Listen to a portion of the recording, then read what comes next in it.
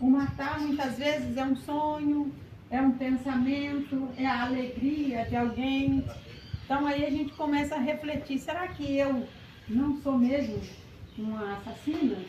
Será que eu realmente não sou um assassino?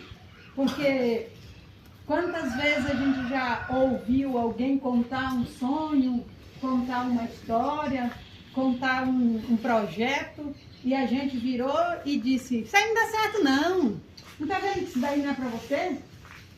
Quantas vezes a gente já não falou ou a gente já não ouviu?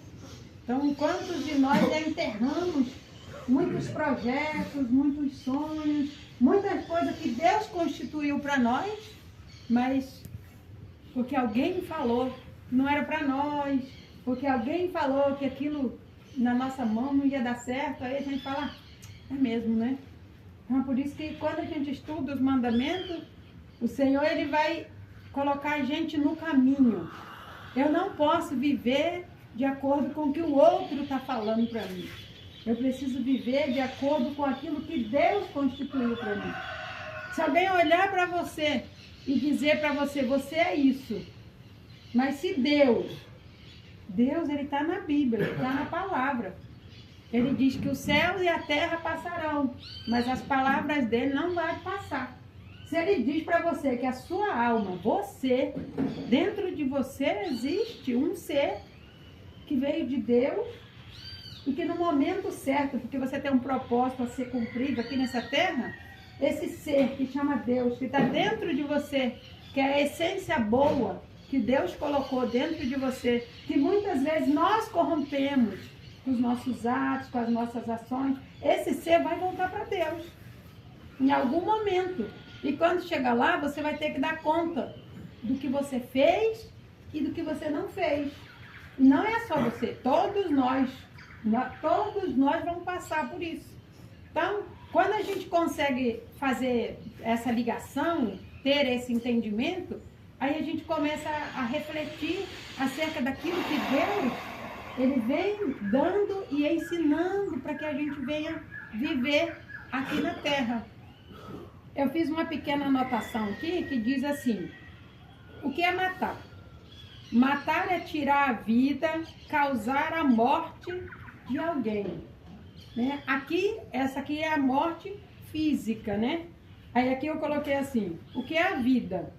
Um modo de viver é um conjunto de hábitos. Ou seja, nós temos vida. A nossa vida foi dada por Deus. Quando a gente vai ler a Bíblia, que diz que tudo vai passar, mas o que está escrito nela, não. Por isso que a Bíblia, ela não é uma religião.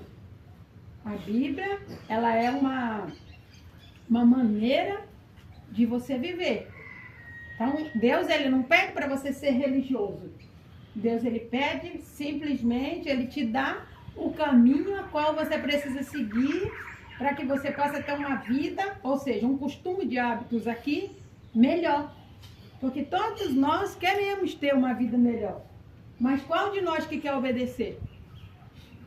Muitas vezes a gente quer fazer a nossa vontade, fazer as coisas do jeito... Não, porque eu tenho certeza que desse jeito aqui vai dar certo. Só que ao invés da gente ouvir o que Deus está dizendo para a gente muitas vezes ouve o que as pessoas estão dizendo. E as pessoas, ainda que elas tenham sabedoria, nem todas estão certas. Então, quando a gente vai ouvir pessoas, ao invés de ouvir o que a Bíblia está dizendo, aí a gente vai se esquecer do que o Senhor Jesus diz para nós, que uma alma, ela vale mais do que o mundo inteiro. E todos nós agora estamos aqui. Mas quando Deus ele olha para cada um de nós, primeiro a gente já entendeu que ele olha a intenção do coração. E quando ele olha a intenção do seu coração, que ele vê que vem da essência que ele colocou dentro de mim, dentro de você, ou seja, a intenção, o desejo e a vontade são de servir a ele, de agradar a ele, de obedecer a ele, você pode ter certeza que ainda que você não tenha força, porque nós não temos força. Nós não temos força, nós somos limitados, só que a própria palavra diz que não é para a gente ter medo, porque ele que vai nos ajudar. A força que eu e você precisa para vencer, ela não vem de mim, ela vem de Deus. Ou seja, dessa essência que ele lá em Gênesis diz que ele soprou na nossa narina. Então, quando ele fez esse ato de soprar a vida em nós, ele deu como se fosse um livro, um caderno aberto, sem nada escrito, para cada um de nós escrever a nossa história. E qual que está sendo a história que nós estamos escrevendo aqui? Porque ele disse, eu fiz você para vencer, eu fiz você para progredir, eu fiz você para avançar, eu fiz você para vencer. Porque ele não ia fazer a imagem e a semelhança dele para ser um derrotado. O derrotado é o desobediente, é o Lúcifer, é o diabo, é o rebelde. Que quando a gente para estudar, para analisar o que a Bíblia está dizendo, dentro de nós mesmo ele está. É só muitas vezes eu ouvir um não. O Lúcifer já aparece dentro de mim, rapidinho. Pode fazer isso? Não. Como não? Um dos pecados qual que é? A ira. É o próprio diabo, é o próprio Satanás. E ele está do lado de fora? Não, ele está aqui, ó, dentro de mim e dentro de você. Se eu nunca tive costume de ouvir um não, a hora que eu escuto um não, primeiro desejo que eu tenho é de adulterar esse mandamento, matar. Qualquer um que